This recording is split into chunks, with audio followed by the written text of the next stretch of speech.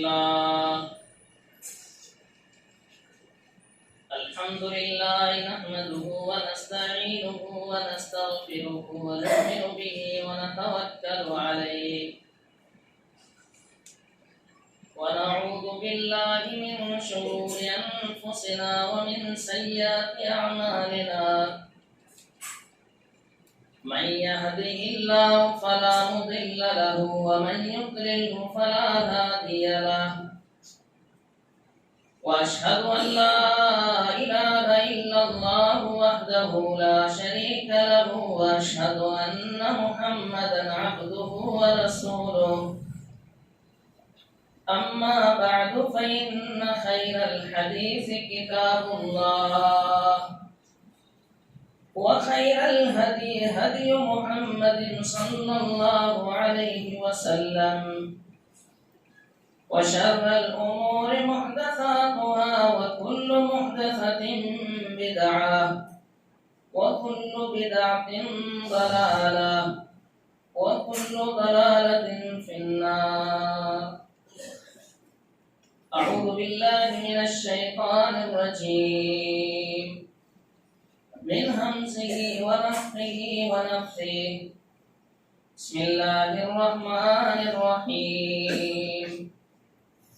والذين يصلون ما أمر الله به أن يوصل ويخشون ربهم ويخافون سوء الحساب.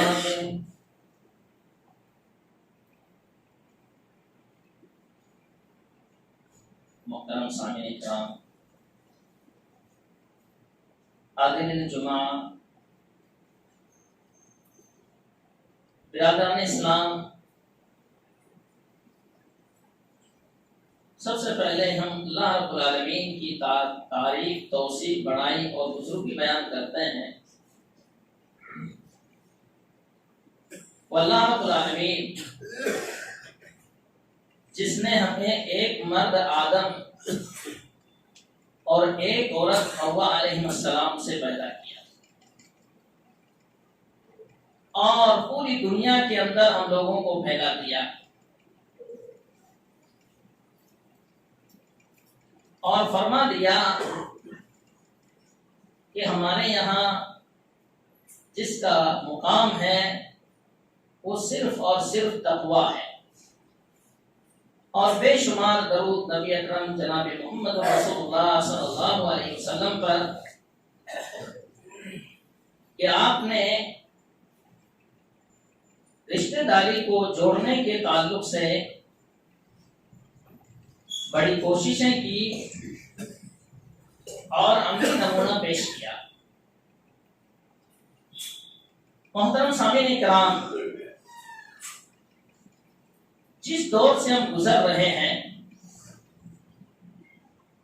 وہ مادیت کا دور ہے، دنیاوی فائدے کا دور ہے. ہر شخص اپنے فائدے کے پیچھے پریشان ہے، چاہے اس فائدہ حاصل کرنے کے لیے رشتہ داری کو توڑنے کی ضرورت پڑے یا لوگوں سے تعلقات ختم کرنے کی ضرورت پڑے یا اللہ رب العالمین کو ناراض کرنے کی ضرورت پڑے، تو اس کی بھی کوئی پرواہ نہیں ہے. اور اللہ رب العالمین نے رشتہ داری کو جو مقام دیا ہے، بڑا اونچا مقام دیا ہے. اتنا اونچا مقام دیا ہے کہ اس کا تعلق عرش سے جوڑا ہے. جو آیت آپ کے سامنے پیش کی گئی ہے اس میں اللہ رب العالمین نے فرمایا وَالَّذِينَ يَصِلُونَ مَا أَمَرَ اللَّهُ بِهِ أَن يُوصَلَ، کہ میرے مومن بندے وہ ہیں جو جنت کے اندر جانے والے ہیں اپنے اہل و عیال اور ذریت کے ساتھ، اپنے خاندان والوں کے ساتھ. جو لوگ جانے والے ہیں ان کی صفت کیا ہے کہ اللہ رب العالمین نے جس رشتے داری کو جوڑنے کا حکم دیا اس کو جوڑتے ہیں. وَيَصِلُونَ مَا أَمَرَ اللَّهُ بِهِ أَن يُوصَلَ وَيَخْشَوْنَ رَبَّهُمْ اور اس رشتے داری کے توڑنے کے تعلق سے اللہ سے ڈرتے ہیں۔ وَيَخَافُونَ سُوءَ الْحِسَابِ، اور قیامت کے دن برے حساب سے بھی ڈرتے ہیں۔ کس بنا پر؟ کہ کہیں رشتے داری جو ہے وہ جنت میں جانے سے روک نہ دے، ہمیں جنت میں جانے سے رشتے داری رکاوٹ نہ بن جائے۔ اللہ کے رسول صلی اللہ علیہ وسلم فرماتے ہیں کہ قیامت کے دن جب اللہ رب العالمین لوگوں کو پل صراط پار کرنے کا حکم دے گا، اس وقت اللہ رب العالمین حکم دے گا رشتے داری کو کہ وہ ایک سائیڈ میں کھڑی ہو جائے، اور حکم دے گا امانت داری کو کہ وہ پل صراط کے دوسری سائیڈ میں کھڑے ہو جائے۔ اب جن لوگوں نے بھی دنیا کے اندر رشتے داری کو توڑا ہوگا، پل صراط کے اوپر سے رشتے داری کا جو کانٹا ہے وہ اس کو پکڑ کے نیچے گرا دے گا، چاہے کتنا بھی دیندار ہو، چاہے کتنا بھی نمازی ہو، حاجی ہو، قاضی ہو، تہجد گزار ہو، پرہیزگار ہو، سب کچھ یہ اپنی جگہ پہ ہے بھائی۔ لیکن جہاں رشتے داری کا معاملہ آیا، اللہ رب العالمین نے بڑی کڑی پکڑ کی ان لوگوں کی جو اس کو توڑتے ہیں۔ تو اللہ کے رسول صلی اللہ علیہ وسلم فرماتے ہیں کہ آدمی پار کرنا چاہے گا کہ میں پل صراط کو پار کروں اور جنت کے اندر پہنچ جاؤں، لیکن جنہوں نے بھی دنیا کے اندر رشتے داری کو توڑا ہوگا، اس کا کانٹا آگے بڑھ کے اس کو کھینچے گا۔ سبحان اللہ۔ اسی بنا پر اللہ رب العالمین نے کیا فرمایا؟ وَيَخَافُونَ سُوءَ الْحِسَابِ، کہ قیامت کے دن رشتے داری کو توڑنے کے تعلق سے برے حساب سے یہ لوگ بچتے ہیں، ڈرتے ہیں اللہ رب العالمین سے۔ کتنا اونچا مقام! اور اللہ رب العالمین نے فرمایا وَاتَّقُوا اللَّهَ الَّذِي تَسَاءَلُونَ بِهِ وَالْأَرْحَامَ إِنَّ اللَّهَ كَانَ عَلَيْكُمْ رَقِيبًا، کہ لوگوں تم اللہ رب العالمین سے ڈرو اور اس اللہ سے ڈرو جس کے نام پہ تم سوال کرتے ہو، والارحام، اور رشتے داری کے توڑنے سے بھی اللہ سے ڈرو کہ قیامت کے دن تمہارا برا حشر ہوگا اگر تم نے رشتے داری کو توڑا، اور دنیا کے اندر بھی برا حشر ہونے والا ہے۔ اور اللہ رب العالمین نے فرمایا فَهَلْ عَصَيْتُمْ إِن تَوَلَّيْتُمْ أَن تُفْسِدُوا فِي الْأَرْضِ وَتُقَطِّعُوا أَرْحَامَكُمْ، کہ کیا تم لوگ اگر تمہیں زمین کا بادشاہ بنا دیا جائے، ذمہ دار بنا دیا جائے، تو تم کیا کرو گے؟ هَلْ عَصَيْتُمْ أَن تُقَطِّعُوا أَرْحَامَكُمْ، کہ تم لوگ جو ہیں رشتے داری کو توڑ دو گے۔ اللہ رب العالمین نے پھر اس کا نتیجہ بتایا کہ جو لوگ اس طرح کی حرکت کرتے ہیں وہ کون لوگ ہیں؟ اولئک لعنہم اللہ، اللہ کی لعنت ہو ایسے لوگوں پر جو رشتے داری کو توڑتے ہیں۔ لعنت کا معنی کیا ہے بھائیوں؟ ابعاد رحمت اللہ، اللہ کی رحمت سے دوری، اور جو شخص اللہ کی رحمت سے دور ہوگا نہ دنیا میں کامیاب ہو سکتا ہے نہ آخرت کے اندر کامیاب ہو سکتا ہے۔ ایسے لوگوں پر اللہ کی پھٹکار ہے۔ اور دیکھو معاشرے کے اندر، دیکھو نگاہیں دوڑاؤ، غور کرو، سوچو، جن لوگوں نے یہ حرکتیں کی اللہ رب العالمین نے انہیں دنیا کے اندر سزا دے رکھی ہے۔ اللہ رب العالمین نے کیا فرمایا؟ اولئک الذین لعنہم اللہ، اللہ رب العالمین کی لعنت ہے ان لوگوں پر۔ فَأَصَمَّهُمْ وَأَعْمَى أَبْصَارَهُمْ، اللہ رب العالمین نے ان کو اندھا کر دیا، اصمہم، ان کو جو ہے بہرا کر دیا، اور ان کی آنکھوں کو اندھا کر دیا۔ سبحان اللہ۔ جو بھی آدمی اس طرح کی حرکت کرتا ہے نہ اسے دین کی پرواہ ہوتی نہ دنیا کی پرواہ ہوتی ہے۔ اور اللہ کے رسول صلی اللہ علیہ وسلم نے رشتہ داری کے تعلق سے فرمایا کہ الرحم معلقۃ بالعرش تقول من وصلنی وصلہ اللہ ومن قطعنی قطعہ اللہ، کہ روزانہ رشتہ داری عرش سے لٹکی ہوئی ہے، وہ کیا کہتی ہے کہ اللہ جو مجھے جوڑے اللہ تو اس سے اپنا تعلق جوڑ دے، اور جو مجھے توڑے اللہ تو بھی اپنا تعلق اسے توڑ دے۔ سبحان اللہ۔ ابھی رشتہ داری ہے کیا چیز بھائیوں؟ رشتہ داری کی وضاحت کرتا ہوں، غور سے سنیے گا، دماغ میں بٹھانے کی کوشش کیجیے گا، ٹھنڈے دماغ سے سوچیے گا۔ رشتہ داری کے اندر سب سے پہلے ماں باپ، اللہ رب العالمین نے ان کو سب سے اونچا مقام دیا ہے۔ اور یاد رکھو، جس کے ماں باپ اس سے ناراض ہو اس کی دنیا اور آخرت دونوں برباد ہے، چاہے وہ کتنا بھی بڑا مالدار ہو، لوگ اس کو کتنی عزت دیتے ہو، لیکن اگر ماں باپ اس سے ناراض ہیں اللہ رب العالمین کیا اس کے اعمال غیر مقبول ہیں۔ اللہ کے رسول صلی اللہ علیہ وسلم نے فرمایا رضا اللہ فی رضا الوالدین وسخط اللہ فی سخط الوالدین، کہ اللہ رب العالمین کی رضامندی ماں باپ کی رضامندی کے اندر ہے، اور اللہ کی ناراضگی ماں باپ کی ناراضگی کے اندر ہے۔ سبحان اللہ۔ بھائیوں، اللہ کا حق عبادت ہے، لیکن اللہ رب العالمین نے ساتھ میں دوسرا بھی حق جوڑ کر کے رکھا ہے۔ آپ عبادت کے اندر آگے ہیں، رشتہ داری کو توڑنے کے اندر اگر آپ پیچھے ہیں یا آگے ہیں رشتہ داری کو توڑنے کے اندر بھی، تو اللہ رب العالمین کی آپ کے اعمال غیر مقبول ہیں، اور خاص طور پر ماں باپ، ان کو اللہ رب العالمین نے بہت اونچا مقام دے رکھا ہے۔ وَبِالْوَالِدَيْنِ إِحْسَانًا، اپنے ماں باپ کے ساتھ حسن سلوک کرو۔ ایک صحابی اللہ کے رسول صلی اللہ علیہ وسلم کے پاس آئے، انہوں نے کہا یا رسول اللہ من آپ کو الناس بحسن صحابتی، کہ اللہ کے رسول صلی اللہ علیہ وسلم میری حسن سلوک کی سب سے زیادہ کون حقدار ہے؟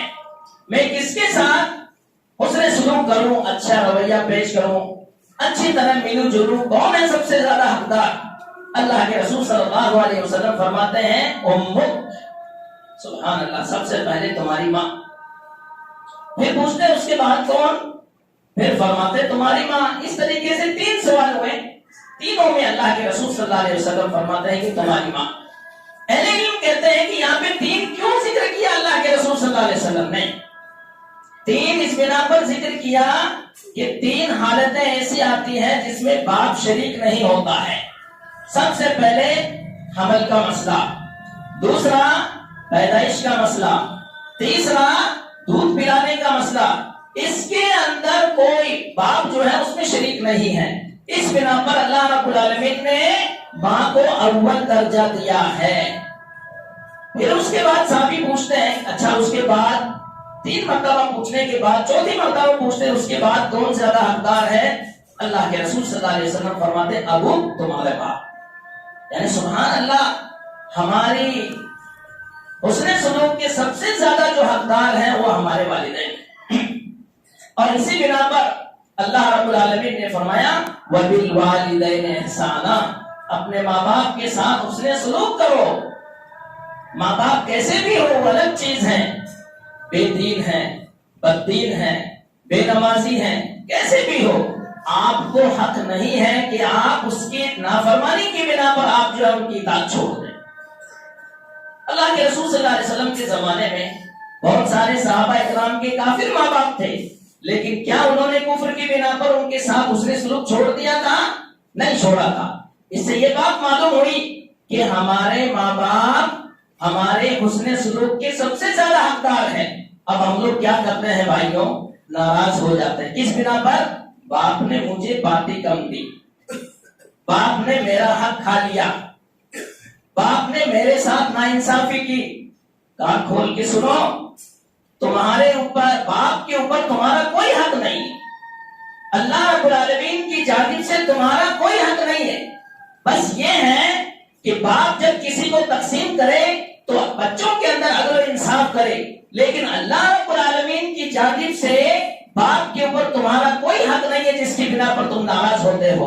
ہماری سوچیں بھائیوں بالکل نیچی سوچ ہوتی ہے. کبھی ہم نے یہ نہیں سوچا کہ ہم بڑے ہو کر کے خود ماں باپ کی خدمت کریں گے. اللہ ہمیں اتنا مالدار کرے گا کہ ہمیں ان کے پیسوں کی اور ان کے مال کی ضرورت ہی نہیں پڑے گی. اور اللہ رب العالمین ہمیں اتنا اونچا کرے گا کہ ان کی جائیداد کی ہمیں کوئی ضرورت نہیں پڑے گی. ہم خود ان کی خدمت کریں گے آگے بڑھ کر کے. بھائیو یہ سوچ اگر آپ کے دماغ میں ہوگی اللہ رب العالمین آپ کی مدد کرے گا. ضرور اللہ رب العالمین آپ کو اونچا کرے گا. پہلے سے ہی یہ سوچ ہوتی ہے تھوڑا سا حصہ مل جائے تو کام چل جائے. ہمیشہ نیچی سوچ مت رکھو, اونچی سوچ رکھو. نہ ہمت پست کر تعمیر نو کی سائے کرتا جا, ارادوں کی توانائی بسا دیتی ہے ویرانہ. بھائیو حوصلہ مند بنو, باعزت بنو اور ہمیشہ حوصلہ بلند رکھو کہ اللہ رب العالمین نے اگر مجھے کچھ دیا تو میں خود آگے بڑھ کر کے اپنے بھائیوں کی خدمت کروں گا, میں آگے بڑھ کر کے اپنے ماں باپ کی خدمت کروں گا. اور ہماری سوچ نیچی ہونے کی بنا پر زندگی بھر لڑائی جھگڑا فتنے فساد میں رہتے ہیں, یہاں تک کہ اسی کے اوپر ہماری موت بھی ہو جاتی ہے نیچی سوچ کی بنا پر.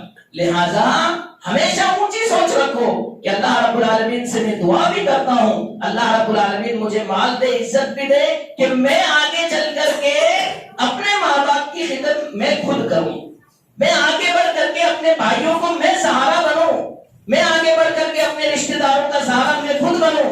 ہمت بلند رکھو, اللہ سے دعائیں بھی کرو. کبھی بھی نیچی سوچ مت رکھنا کہ میرے باپ نے مجھے اتنا کم دیا اس بنا پر میں جو ہے اس سے ناراض ہوں. بھائیوں یہ ناراضگی نہ آپ کی عبادتیں قبول کروانے والی ہے, معاشرے کے اندر آپ کو عزت دینے والی بھی نہیں ہے, اور دنیا اور آخرت کے اندر آپ کے لیے خسارہ ہے. تو ہماری رشتہ داری کے اندر اول نمبر جو اللہ رب العالمین نے دیا ہے وہ ماں باپ کو دیا ہے. اس کے بعد کون ہے؟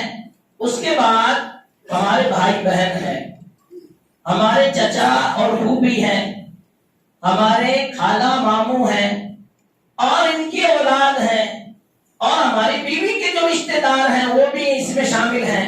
یہ سب کے سب ہمارے رشتہ دار ہیں. ان میں سے کسی کو بھی ہم سے لڑائی جھگڑا نہیں ہونا.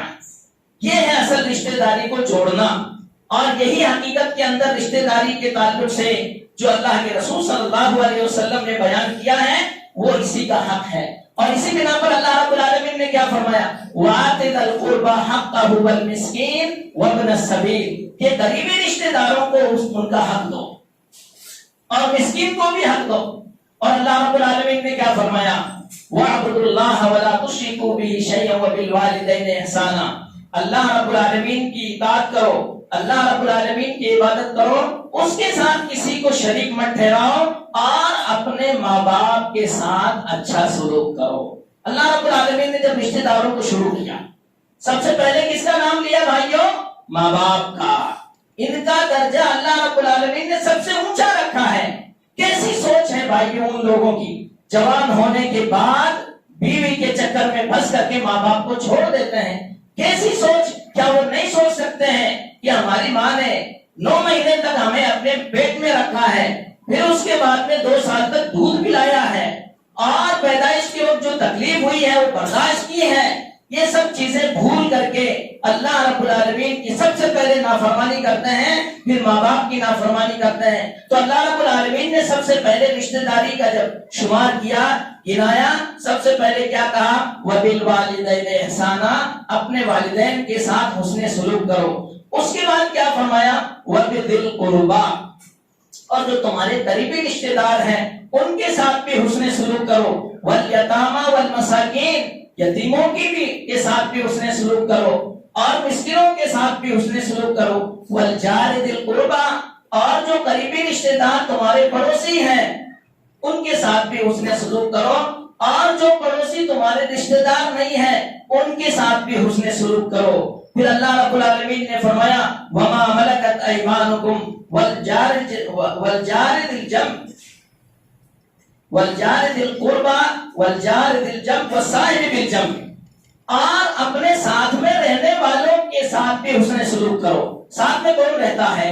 ساتھ میں ہمارا جو ہے کوئی شریک ہے, پارٹنر ہے, کاروبار کے اندر شریک ہے، دوست ہے جو ہمیشہ ہمارے ساتھ میں رہتا ہے اس کے، اور بعض اہل علم نے کہا کہ اس سے مراد بیوی بھی ہے کہ اس کے ساتھ بھی جو ہے حسن سلوک کرو۔ پھر اللہ رب العالمین نے کیا فرمایا؟ ان اللہ لا يحب من كان مختالا فخورا، اور اس سے پہلے وما ملکت ایمانکم، اور جو تمہارے نوکر ہیں ان کے ساتھ بھی حسن سلوک کرو۔ پھر اللہ رب العالمین نے فرمایا یقیناً اللہ رب العالمین گھمنڈ کرنے والے کو پسند نہیں کرتا ہے۔ یعنی کہنے کا مطلب یہ ہے کہ تمہاری جو رشتہ داری ٹوٹتی ہے وہ گھمنڈ کی بنا پہ ٹوٹتی ہے، تکبر کی بنا پہ ٹوٹتی ہے۔ میں اتنا بڑا انسان اس چھوٹے سے انسان سے کیسے ملوں، اس کی بنا پر جو ہے رشتہ داری ٹوٹتی ہے بھائیوں۔ اور اللہ رب العالمین نے کیا فرمایا؟ وَآتِ ذِی الْقُرْبَى، اور اللہ کے رسول صلی اللہ علیہ وسلم نے فرمایا ان اللہ خلق الخلق حتی اذا فرغ من خلقی، جب اللہ رب العالمین نے مخلوق کو پیدا کیا اور مخلوق کو پیدا کرنے کے بعد اس سے فارغ ہو گئے اللہ رب العالمین، قالت الرحم هذا مقام العائد بک من هذا مقام العائد بک من القطیع، تو اللہ کے حکم سے رشتہ داری کھڑی ہوئی۔ جب اللہ نے پوری مخلوق کو پیدا کر دیا اس کے بعد رشتہ داری کھڑی ہوئی کہ یہ جو مقام ہے اس کے ٹوٹنے سے اللہ تیری پناہ طلب کی جاتی ہے۔ اللہ رب العالمین نے کہا ہاں۔ پھر اللہ رب العالمین نے پوچھا کہ رشتہ داری میں تیرے ساتھ کیا سلوک کروں؟ کیا میں یہ سلوک کروں کہ جس نے تجھے جوڑا اس نے مجھ سے رشتہ جوڑا، اور جس نے تجھے توڑا اس نے مجھ سے رشتہ توڑا؟ تو رشتہ داری نے کہا ہاں۔ پھر اللہ رب العالمین نے وہی سلوک کیا، اور پھر اللہ کے رسول صلی اللہ علیہ وسلم نے فرمایا کہ اگر چاہو تو اس آیت کی تلاوت کر لو، فَهَلْ عَصَيْتُمْ إِن تَوَلَّيْتُمْ أَن تُفْسِدُوا فِي الْأَرْضِ۔ یہاں پر جو چیز بتانا مقصود ہے بھائیوں کہ یہ رشتہ داری آپ کو جنت میں نہیں لے جا سکتی ہے آپ کے اعمال کی بنا پر، نہیں جا سکتے آپ۔ صرف آپ کے اعمال، آپ کی دینداری، آپ کی نمازیں، آپ کی اچھائی، صرف یہ آپ کو جنت میں نہیں لے جا سکتی ہے جب تک کہ آپ کا تعامل لوگوں کے ساتھ اچھا نہ ہو۔ کیا ہو رہا ہے؟ بھائی بھائی سے لڑائی کر رہا ہے، بہن بھائی سے جدا ہے، بیٹا باپ سے جدا ہے، اور پورے معاشرے کے اندر خلفشار مچا ہوا ہے۔ لوگوں کی جو ہے بار بار طلاقوں کے مسئلے جو ہے کھڑے ہو رہے ہیں۔ وجہ کیا ہے بھائیوں؟ یہ رشتہ داری کی اہمیت نہ سمجھنے کی بنا پر یہ سب ہو رہے ہیں بھائیوں۔ اس لیے جنت میں بندہ جب تک رشتہ داری کو جوڑے گا نہیں تب تک جا نہیں سکتا ہے، کیونکہ یہ اللہ رب العالمین کی عرش سے لگی ہوئی ہے۔ اسی بنا پر اللہ کے رسول صلی اللہ علیہ وسلم نے فرمایا لا يدخل الجنت قاطع، رشتہ داری کو توڑنے والا کبھی جنت میں نہیں جا سکتا ہے۔ سبحان اللہ۔ لہذا رشتہ داری کا بہت اونچا مقام اسلام کے اندر، اور اللہ کے رسول صلی اللہ علیہ وسلم نے فرمایا من کان یؤمن باللہ والیوم الآخر فلیصل رحمہ، جو شخص اللہ اور آخرت پر ایمان رکھتا ہو اسے چاہیے کہ وہ اپنے رشتہ داری کو جوڑے۔ یعنی سبحان اللہ، رشتہ داری کا تعلق ایمان سے ہے۔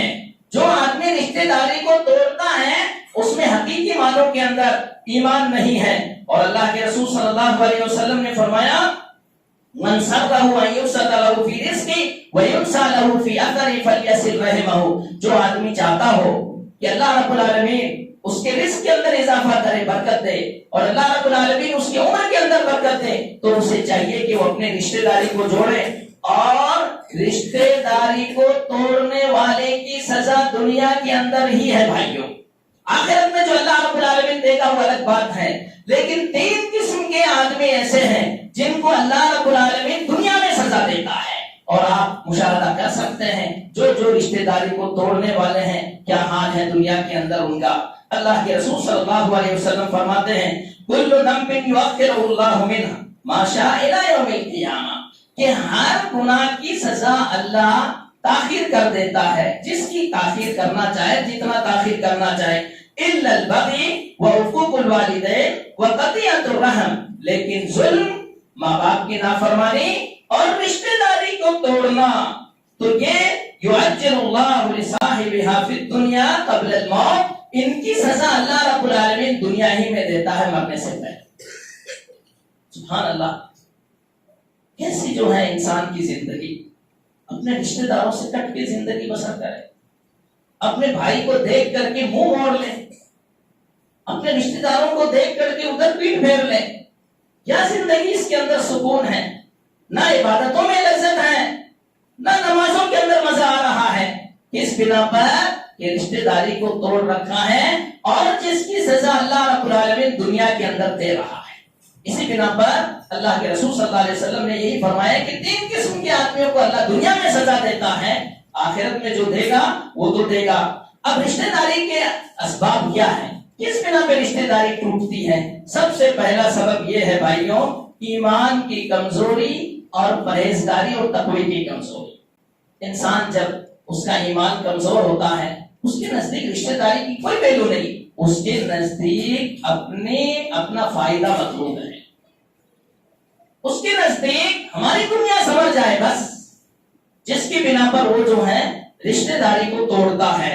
دوسری چیز گھمنڈ، سبحان اللہ، اللہ ہم سب کی حفاظت کرے اس بیماری سے۔ یہ بہت خطرناک چیز ہے، جب آدمی اپنے آپ کو بہت بڑا سمجھنے لگتا ہے تو اللہ رب العالمین کی نگاہ کے اندر خود بھی گر جاتا ہے اور اسی کی وجہ سے جو ہے وہ رشتہ داری کو توڑنے لگتا ہے۔ تیسری چیز کنجوسی، اللہ نے کسی کو مال دے رکھا ہے اور اس مال کے ذریعے اسے چاہیے کہ وہ رشتہ داری کے تعلقات کو جوڑے۔ اللہ رب العالمین کی نعمت کا شکر ادا کرتے ہوئے رشتہ داروں سے اپنے تعلقات جوڑے مال کے بنا پر۔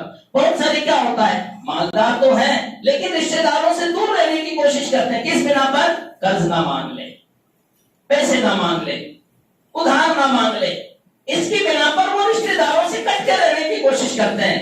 نہیں بھائیوں، یہ اللہ کی نعمت ہے، آج آپ کے ہاتھ میں ہے، کل کسی اور کے ہاتھ میں جانے والی ہے۔ جب تک اللہ نے آپ کو دیا ہے اس کو غنیمت سمجھتے ہوئے اپنے سب رشتہ داروں کو جوڑ کر کے رکھیں، اور یہی سب سے بڑا سبب ہے۔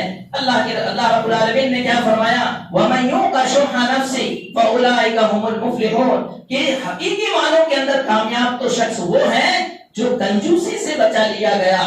اسی طریقے سے چوتھی چیز یہ ہے میراث کی تقسیم میں تاخیر۔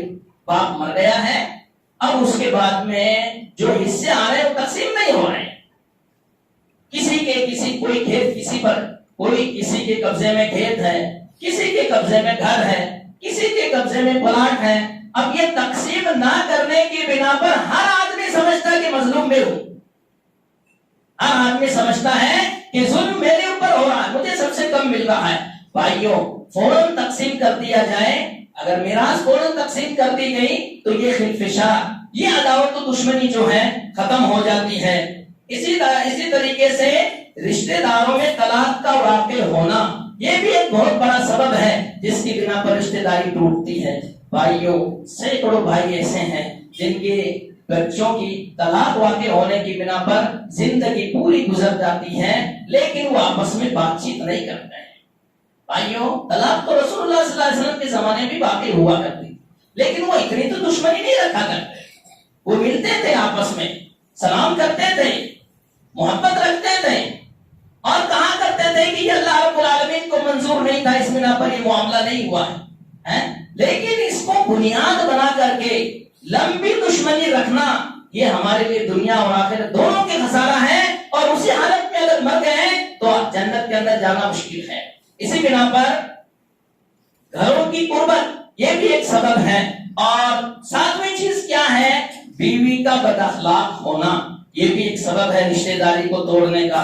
بھائیوں، پورا دھیان رکھو، اہل علم کہتے ہیں کہ کوئی بھی بیوی یا کوئی عورت جب تمہارے گھر میں آئے اس پر دھیان رکھو یہ ہمارے رشتہ داروں کے ساتھ اس سے کیا سلوک ہے۔ یہ اگر جوڑنا چاہتی ہے یہ دیندار بیوی ہے، اور اگر توڑنا چاہتی ہے یاد رکھو یہ دنیا دار بیوی ہے اور تمہاری دنیا اور آخرت دونوں کو خراب کرنے والی ہے۔ اور عام طور پر ماں باپ کی جو نافرمانی کی جاتی ہے وہ بیوی کے چکر میں اور بیوی کی اتباع کے اندر کی جاتی ہے، ناجائز اتباع کے اندر۔ لہذا اہل علم کیا کہتے ہیں کہ کوئی بھی عورت اگر گھر میں داخل ہوئی، اس سے پہلے پورا رشتہ جڑا ہوا تھا اور اس نے سب کو توڑ دیا، یاد رکھو اس بیوی کے اندر کوئی خیر نہیں ہے، یہ تمہاری میٹھی دشمن ہے، ظاہر میں بڑی محبت جتا رہی ہے لیکن حقیقی معنوں کے اندر تمہاری دشمن ہے۔ اس نے اللہ سے رشتہ توڑا، رشتہ داروں سے رشتہ توڑا، لوگوں کی اس نے رشتہ توڑ دیا، لہٰذا اس بیوی کے اندر کوئی خیر نہیں۔ میری ماں اور بہنوں، تم بھی سوچو اور سمجھو، اگر تم نے یہ کام کیا، یاد رکھو اللہ رب العالمین کیا تمہاری پکڑ ہونے والی ہے، اور رشتہ داری کو جو تم توڑنے کی حرکت کرتے ہو، ان سب کا گناہ تمہارے اوپر ہے، اور ان کے گناہوں کے اندر بھی کوئی کمی نہیں کی جاتی ہے۔ لہٰذا اللہ رب العالمین نے جو سوجھ بوجھ دے رکھی ہے اس کو استعمال کرو اور لوگوں کو جوڑنے کی کوشش کرو۔ یہ تمہارا جو ہے شوہر کا بھائی ہے، تم اپنا بھائی سمجھو اس کو، شوہر کی بہن ہے تم اپنی بہن سمجھو اس کو، شوہر کی ماں اور باپ ہے ان کو تم اپنا ماں باپ سمجھ کے کیوں نہیں خدمت کرتے ہو کہ اللہ رب العالمین اس کی بنا پر تمہیں جنت دے گا، اجر عظیم دے گا۔ اور اگر تم نے نفرت ڈالی، یاد رکھو تمہاری اولاد بھی تمہارے ساتھ وہی سلوک کرنے والی ہے جو تم نے اپنے ماں باپ کے ساتھ سلوک کیا ہے، یہ بات یاد رکھو۔ اور یہی نہیں بلکہ دنیا کے اندر بھی تمہیں سزا دی جائے گی۔ بہرحال بیوی بھی سبب بنتی ہے رشتہ داری کو توڑنے کا۔ اب اس کے بعد میں بھائیوں، کون سی ایسی چیزیں ہیں کہ جن کے ذریعے جو ہے ہم لوگ رشتہ داری کو جوڑ سکتے ہیں؟ سب سے پہلی چیز یہ ہے کہ رشتہ داری جو ٹوٹے اس کو جوڑے۔ اللہ کے رسول صلی اللہ علیہ وسلم نے کیا فرمایا؟ لیس الواصل بالمکافی ولکن الواصل الذی اذا قطعت رحمہ وصلھا، کہ جو آدمی بدلہ دیتا ہے، میرا بھائی میرے ساتھ اچھا رہتا ہے اس لیے میں اس کے ساتھ اچھا رہتا ہوں، میری بہن میرے ساتھ اچھی رہتی ہے اس لیے میں اس کے ساتھ اچھا رہتا، میرا چچا ماشاءاللہ بہت اچھا رہتا میرے ساتھ، میں اس کے ساتھ اچھا رہتا، لیکن میرا فلاں بھائی وہ مجھ سے اچھا نہیں رہتا، مجھے گالی دیتا ہے، مجھ سے لڑتا ہے، اس بنا پر میں نے اس سے تعلقات کاٹ رکھا ہے۔ یا مثال کے طور پر میرا چچا، میرے بڑے ابا مجھ سے جو ہے رشتہ اس لیے توڑ رکھا کہ اس کی زبان صحیح نہیں ہے، یا اس نے جو ہے میرا حق زیادہ لے لیا۔ بھائیو، یہ جو تمہاری بنیاد ہے رشتہ داری کو توڑنے کی، اس کی کوئی ویلو نہیں ہے، اور اس رشتہ داری کو، ٹوٹی ہوئی رشتہ داری کو جوڑنے کا حکم ہے، اور یہی اصل صلہ رحمی ہے۔ یعنی اچھوں کے ساتھ اچھا رہنا یہ صلہ رحمی نہیں ہے، یہ رشتہ داری کو جوڑنا نہیں ہے، یہ تو تم ایک بدلہ دے رہے، وہ اچھا رہ رہا ہے اس لیے تم اچھا رہ رہے۔ اصل رشتہ داری یہ ہے کہ کوئی آدمی رشتہ داری کو توڑے اور تم جا کے اس کو جوڑو۔ اللہ کے رسول صلی اللہ علیہ وسلم نے کیا فرمایا؟ ایک آدمی اللہ کے رسول صلی اللہ علیہ وسلم کے پاس آتا، انہوں نے کہا کہ اللہ کے رسول صلی اللہ علیہ وسلم میرے رشتہ دار ہیں، میں رشتہ داری جوڑتا ہوں، وہ توڑتے ہیں، اور میں ان کے ساتھ اچھا سلوک کرتا ہوں، وہ میرے ساتھ بدسلوکی کرتے ہیں، میں ان کے ساتھ صبر اور بردباری سے کام لیتا ہوں، وہ میرے ساتھ جہالت سے پیش آتے ہیں۔ اللہ کے رسول صلی اللہ علیہ وسلم نے کیا فرمایا؟ اگر تم جو کہہ رہے ہو وہی حقیقت ہے تو تم گرم مٹی جو ہے ان کے منہ کے اوپر ڈال رہے ہو، اور کیا فرمایا؟ وَلَا يَزَالُ مَعَكَ مِنَ اللَّهِ ظَهِيرٌ مَا دُمْتَ عَلَى ذَلِكَ، اللہ رب العالمین کی طرف سے تمہارے اوپر ہمیشہ ایک مددگار رہے گا جب تک کہ تم یہ کام کرتے رہو گے۔ بھائیوں، اس سے کیا پتا چلا؟ ٹوٹی ہوئی رشتہ داری کو جوڑنے کا ثواب ہے۔ ٹوٹی ہوئی رشتہ داری کو، ہمارا بھائی ہم سے بات نہیں کر رہا ہے، چلو السلام علیکم، ہم جو ہے آج سے بات شروع کرتے ہیں، اور اسی کا اجر و ثواب ہے۔ بھائی پہلے سے بات کر رہا ہے، آپ بھی بات کر رہے ہیں، تو اس کا کوئی اجر و ثواب نہیں ہے۔ کس بنا پر؟ کہ یہ تو ایک بدلہ ہے جس کو آپ چکا رہے ہیں۔ حقیقی معنوں کے اندر بہن آپ سے بات نہیں کر رہی ہے، اپنا چچا بات نہیں کر رہا ہے، پھوپھی بات نہیں کر رہی، خالہ بات نہیں کر رہی، ان سے جا کے بات کرنا حقیقی معنوں کے اندر یہ رشتہ داری کو جوڑنا ہے۔ اور اگر آپ ان سے تعلق توڑ کے رکھتے ہیں، دوسرے لوگوں سے جوڑ کے رکھتے ہیں، ایسے رشتہ داری جوڑنے کا ثواب نہیں ہے جب تک کہ ٹوٹے ہوئے تعلق کو نہ جوڑیں آپ۔ دوسری چیز کیا ہے؟ الصدقۃ علی ذوی الارحام، ان الصدقۃ علی المسکین صدقۃ وعلی ذوی الرحم اثنتان صدقۃ وصلۃ الرحم۔ دوسری چیز جس سے ہم رشتہ داری کو جوڑیں گے کہ ہم ان کے ساتھ اچھا سلوک کریں۔ کس کے ذریعے؟ مال کے ذریعے، صدقہ خیرات کے ذریعے۔ کیوں؟ اللہ کے رسول صلی اللہ علیہ وسلم نے فرمایا کہ تم مسکین کے اوپر خرچ کرتے ہو، عام مسکین کے اوپر، تو اس کا تو ایک ہی اجر ہے، لیکن تم جو اپنے رشتہ داروں کے اوپر خرچ کرتے ہو تو اس کے لیے ڈبل اجر ہے۔ ایک تو صدقے کا اجر، اور دوسرا رشتہ داری کو جوڑنے کا اجر۔ یعنی گویا کہ رشتہ داری کو جوڑنے کی بنا پر اللہ رب العالمین ہمیں دگنا اجر دے گا. اور ایک حدیث میں کیا ہے؟ ان افضل الصدقہ الصدقۃ علی ذوی الرحم الکاشف، سب سے زیادہ افضل صدقہ وہ ہے کہ جو رشتہ دار تمہارے خلاف دشمنی دل میں پڑ گئے، بغض رکھا ہوا ہے، اس کے اوپر خرچ کرنا. یہ حدیث صحیح. اللہ کے رسول صلی اللہ علیہ وسلم نے کیا فرمایا کہ سب سے زیادہ افضل صدقہ وہ ہے کہ جو تمہارا رشتہ دار تمہارے دل کے اندر، اس کے دل کے اندر تمہارے بارے میں بغض اور دشمنی بھر کے رکھا ہوا ہے، اس کے اوپر خرچ کرنا یہ سب سے افضل صدقہ ہے. کس بنا پر؟ اس میں اخلاص پایا جاتا ہے. ہو سکتا ہے کہ جس سے ہماری دوستی ہو اس میں ریاکاری آ سکتی ہے، دکھاوا آ سکتا ہے، لیکن اس میں تو صرف اخلاص ہے. کیونکہ ایک شخص مجھ سے میرا دشمن ہے، گالی دیتا، لڑائی جھگڑا کرتا، لیکن اس کے باوجود میں اس کو جوڑنا چاہتا ہوں، اور یہ صدقہ اس سے زیادہ افضل ہے. اسی طریقے سے تیسری چیز کہ کوئی بھی آپ کے ساتھ برا سلوک کرے تو آپ اس کے ساتھ اچھا سلوک کریں. سبحان اللہ، یہ بڑی اہم بات ہے کہ کوئی بھی ہمارے ساتھ برا سلوک کرے ہم اس کے ساتھ اچھا سلوک کریں.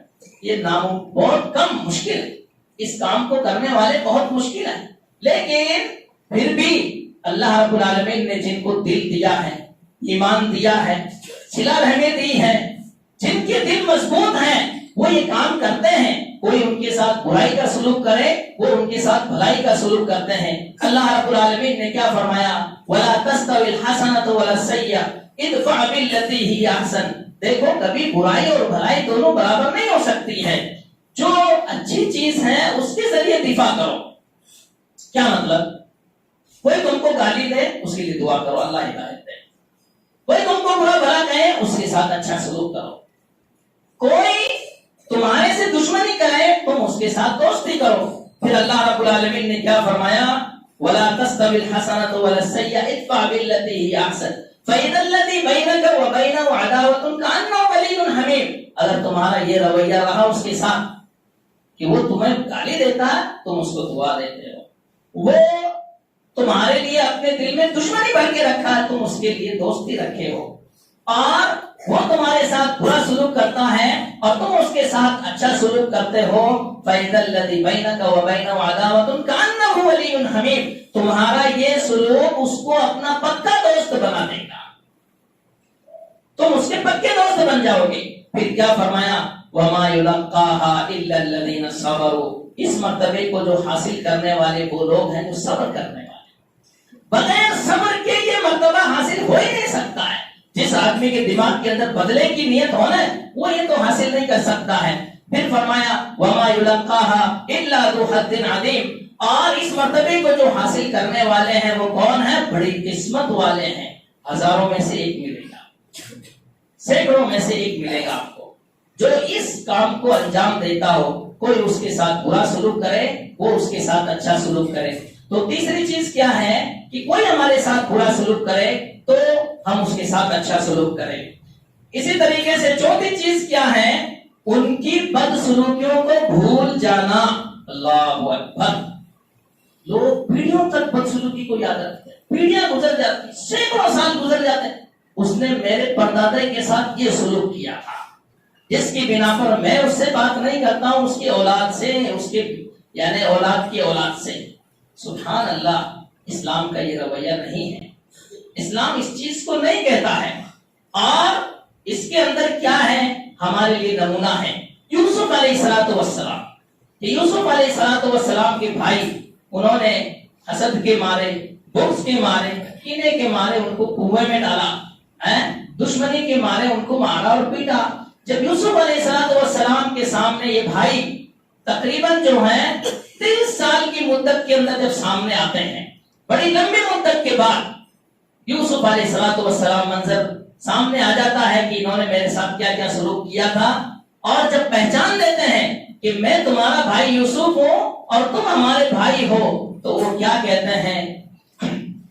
وہ کہتے ہیں اللہ کی قسم، اللہ رب العالمین نے تم کو بہت اونچا مقام دیا ہے.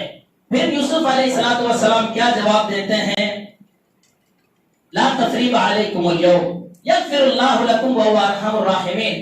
آج تمہارے اوپر کوئی ملامت نہیں ہے، مجھے بھی اللہ معاف کرے، تم کو بھی اللہ رب العالمین معاف کرے، وہ بخشنے والا بڑا مہربان ہے۔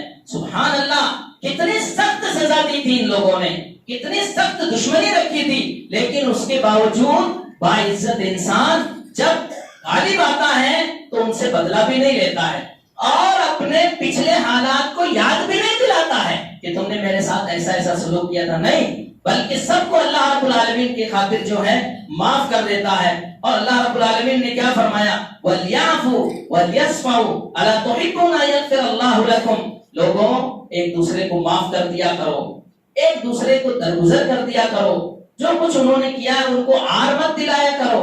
کیا تم نہیں چاہتے ہو کہ اللہ رب العالمین تمہیں معاف کر دے؟ اللہ رب العالمین بہت بڑا بخشنے والا مہربان ہے، لہذا کسی نے بھی آپ کے ساتھ برا سلوک کیا اس کو دماغ سے باہر نکالو۔ جب تک آپ دماغ سے اس کو باہر نہیں نکالیں گے تب تک آپ کی خوشگوار زندگی نہیں گزر سکتی، آپ سکون سے جی نہیں سکتے، نمازوں کے اندر آپ کو کوئی لذت نہیں آ سکتی ہے، دماغ کے اندر وہی ٹینشن پڑا ہوا کہ اس نے میرے ساتھ ایسا سلوک کیا۔ لیکن جب اللہ رب العالمین کے لیے، اللہ کو راضی کرنے کے لیے، اللہ کی رضامندی کے لیے سب چیزوں کو دل سے نکال کے پھینک دیتے ہیں تو سکون آپ کے دل کو حاصل ہوتا ہے۔ امام شافعی رحمہ اللہ فرماتے ہیں لما عفوت ولم اعتد على احد ارحت نفسی من هم العداوات، کہ جب میں نے لوگوں کو معاف کر دیا، میرے بڑے بڑے دشمن تھے، جانی دشمن بھی موجود تھے، لیکن میں نے سب کو معاف کر دیا، تو کیا ہوا؟ ارحت نفسی من هم العداوات، کہ نفس کے کو میں نے جو ہے کیا راحت پہنچائی، اطمینان پہنچایا۔ کس کے غم سے؟ دشمنی کے غم سے۔ دشمنی بہت بڑا غم ہے بھائیوں، ایک آدمی پورے گاؤں کا جو ہے دشمن بن جاتا ہے، یا پورے گاؤں کے لوگ اس سے دشمنی رکھتے ہیں، تو بھائیوں یہ بہت خطرناک چیز ہے۔ اس کی زندگی کے اندر جو ہے ایک انقلاب برپا ہو جاتا ہے، نہ اس کو کھانے میں سکون ملتا ہے، نہ رہنے سہنے میں سکون ملتا ہے، اس بنا پر یہ دشمنی ہے۔ لہٰذا دشمنیوں کو دلوں سے باہر نکالو گے تبھی جا کر کے ہمیں سکون کی زندگی حاصل ہوگی۔ یہ دشمنی کیا ہے؟ یہ کینسر ہے جو دل کے اندر پنپتا ہے، اور جب تک بدلہ نہ لیا جائے، یا جب تک انسان جو ہے معاف نہ کر دے، جب تک انسان کسی کو معاف نہ کر دے تب تک یہ کینسر بڑھتا رہتا ہے۔ لہٰذا ہمارے دلوں کے اندر جو دشمنیاں ہیں اس کو ہمیں باہر نکال کے پھینکنا چاہیے، تبھی جا کر کے ہمارا معاشرہ سکون اور اطمینان کی زندگی حاصل کر سکتا ہے۔ اسی طریقے سے تواضع اور خاکساری، دیکھو جو ہمارے درمیان جو لڑائیاں پیدا ہوتی ہیں، جو قطع تعلق ہوتے ہیں، رشتہ داریاں جو ٹوٹتی ہیں بھائیوں، اس کی جو اصل وجہ ہے وہ تکبر ہے۔ اللہ کے رسول صلی اللہ علیہ وسلم نے کیا فرمایا؟ ما زاد اللہ عبدا بعفو الا عزا، ما نقص صدقۃ من مال وما زاد اللہ عبدا بعفو الا عزا وما تواضع احد للہ الا رفعہ اللہ، کہ کوئی بھی آدمی اللہ کے لیے تواضع اختیار کرے، خاکساری اللہ کے لیے کرتا ہے، اللہ رب العالمین اس کو عزت کے اندر اور بلند کر دیتا ہے۔ اور یاد رکھو کبھی بھی کسی کے اوپر احسان مت جتاؤ۔ اللہ نے جب تم کو مال دیا تھا تم نے اس کی مدد کی، اب احسان مت جتاؤ، اگرچہ کہ وہ تم کو برا بھلا کہے، لڑائی جھگڑا کرے، تمہیں گالی بھی دے، تب بھی تم اس بات کو یاد مت دلاؤ کہ میں نے تمہارے ساتھ احسان کیا ہے۔ اللہ رب العالمین نے کیا فرمایا؟ یا ایھا الذین آمنوا لا تبطلوا صدقاتکم بالمن والعطا، اے لوگوں جو تم ایمان لائے ہو تم اپنے صدقات کو احسان جتا کر کے اور تکلیف دے کر کے برباد مت کرو۔ اور اللہ کے رسول صلی اللہ علیہ وسلم نے فرمایا 3 قسم کے آدمی وہ ہیں جن کے طرف اللہ رب العالمین نہ قیامت کے دن دیکھے گا، نہ ان سے بات کرے گا، نہ ان کو پاک کرے گا، ان کے لیے دردناک عذاب ہے۔ ان 3 میں سے ایک آدمی وہ ہے کہ جو احسان جتا دے کسی کے ساتھ بھلائی کرنے کے بعد۔ لہذا رشتہ دار ہمارے ہیں، ہماری بھائی بہن ہیں، ہماری خالہ اور پھوپھی ہیں، ہماری چچا اور ماموں ہیں، یہ سب ہمارے رشتہ دار ہیں۔ ہمیں کیا ضرورت ہے ان کے ساتھ جو ہے احسان جتانے کی، انہیں برا بھلا کہنے کی۔ اسی طریقے سے تحمل متاعب، یعنی اگر رشتہ داروں کی طرف سے ہمیں کوئی تکلیف پہنچے اس تکلیف کو برداشت کرنے کی کوشش کرنا۔ جیسے بہت سارے رشتہ دار جب ہم ان کے پاس نہیں آتے تو غصہ ہو جاتے ہیں کہ تو نے اتنے دنوں تک جو ہے غائب تھا اور آج آیا ہے، تو ایسی حالت میں ہمیں اس کو برداشت کرنا چاہیے، کیا سوچ کر کے کہ میری محبت اس کے دل میں زیادہ ہے، جس کی بنا پر یہ مجھ سے غصہ ہو رہا ہے، محبت کی بنا پر یہ ایسی بات نکال رہا ہے۔ تو اس طریقے سے جو ہے ہمارے دلوں کے اندر جو ہے قطع تعلق ختم ہو جاتا ہے۔ اسی طریقے سے خوشیوں اور غمیوں کے اندر شرکت کرنا۔ بہرحال بھائیوں، رشتہ داری کا بہت اونچا مقام ہے، اللہ کا کتنا بڑا کرم ہے، ہماری رشتہ داری آپس میں ہی ہے، اور اس آپس کی رشتہ داری کو اللہ کی اطاعت کے اندر فائدہ اٹھانا تھا۔ اللہ رب العالمین کی نافرمانی کے کام اس کے ساتھ نہ کریں۔ اور یہ سب سے بڑی بات یہ ہے کہ جس سے بھی آپ دشمنی کریں گے، جس سے آپ لڑائی کریں گے، کہیں نہ کہیں آپ کا رشتے میں لگا ہوا ہوگا، لہٰذا ہمیشہ رشتہ داروں کے ساتھ کشادہ دلی سے کام لیں، ان کے ساتھ احسان کریں۔ اللہ رب العالمین نے ہمیں ان کے ساتھ احسان کرنے کا حکم دیا ہے، اور یاد رکھو ہماری نماز روزے جتنے بھی ہیں رشتہ داری کے پیچھے ہیں۔ کیا مطلب؟ یعنی اللہ رب العالمین ہماری عبادتوں کو اس وقت قبول کرے گا جب ہمارے معاملے مخلوق کے ساتھ بھی اچھے ہوں، ہمارے رشتہ داروں کے ساتھ ہمارے معاملے اچھے ہوں۔ اللہ رب العالمین سے دعا ہے کہ اللہ رب العالمین ہمیں رشتہ داری کو جوڑنے کی توفیق عطا فرمائے، اللہ رب العالمین رشتہ داری کو توڑنے سے ہمیں بچائے، اللہ رب العالمین ہمارے دلوں کے اندر جو دشمنیاں ہیں، عداوت ہے، بغض ہے، حسد ہے، اللہ رب العالمین ان چیزوں کو ختم کر دے۔ اللہ رب العالمین ہمارے دلوں کے اندر الفت اور محبت پیدا کرے۔ اللہ رب العالمین ہمیں اپنے ماں باپ کی اطاعت کرنے کی توفیق عطا فرمائے۔ اللہ رب العالمین ہمیں رشتہ داری کو جوڑنے کی توفیق عطا فرمائے۔ آمین۔ اقول قولی ھذا واستغفر اللہ لی ولسائر المسلمین فاستغفروہ انہ هو الغفور الرحیم۔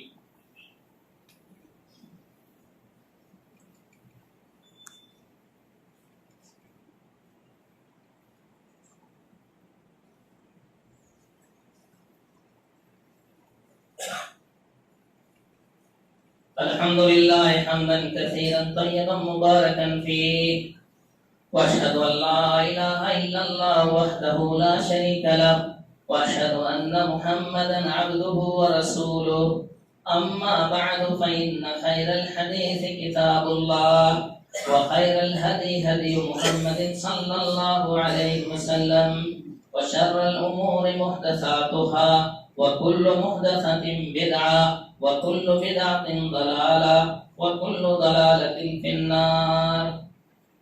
يقول الله سبحانه عز وجل في كلامه المجيد والفرقان الحميد: إن الله وملائكته يصلون على النبي يا أيها الذين آمنوا صلوا عليه وسلموا تسليما، اللهم صل على محمد وعلى آل محمد كما صليت على إبراهيم وعلى آل إبراهيم إنك حميد مجيد، اللهم بارك على محمد وعلى آل محمد كما باركت على إبراهيم وعلى آل إبراهيم إنك حميد مجيد، اللهم انصر من نصر دين محمد صلى الله عليه وسلم واجعلنا منهم، واخذل من أعرض عن دين محمد صلى الله عليه وسلم ولا تجعلنا منهم۔ عباد الله رحمكم الله، إن الله يأمر بالعدل والإحسان وإيتاء ذي القربى وينهى عن الفحشاء والمنكر والبغي يعظكم لعلكم تذكرون، اذكروا الله يذكركم وادعوه يستجب لكم، ولذكر الله أكبر والله يعلم ما تصنعون۔